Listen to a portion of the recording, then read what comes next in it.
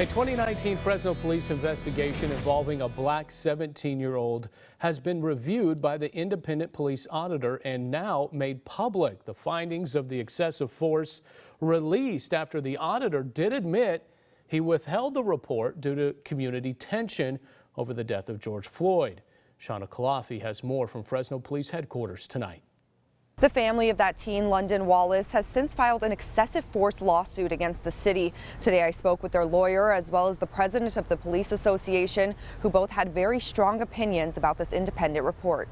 Body cam video from January of 2019 shows Fresno police officer Christopher Martinez punching 17-year-old London Wallace while trying to detain him. Now, more than a year later, independent police auditor John Gliotta says that officer used unreasonable force. In his report, Gliotta states that the first 3 punches were determined to be within policy, but says, quote, "It is my opinion punches 4 through 7 could have been avoided, since the CP has now bent over with his hand covering his head in an attempt to avoid the punches and was no longer being a threat." CP stands for complaining party, in this case Wallace. A lawyer with a firm representing Wallace says they're satisfied that the Office of Independent Review did determine excessive force was used. But it is a little concerning that it took 18 months to come to that conclusion. I don't know how much money and how many resources were needed to do that when any rational person looking at that video for 30 seconds can come up with that conclusion. But Todd Frazier, president of the Fresno Police Officers Association, says the video doesn't tell the whole story, and he supports the officer who made a quick decision in a hazardous situation. Now they have officers standing there,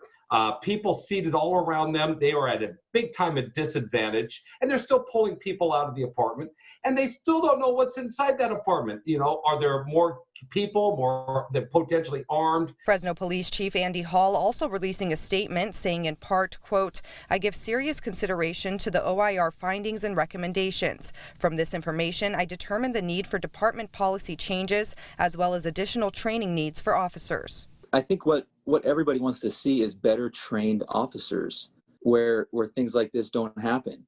And when things like this do happen, there are consequences.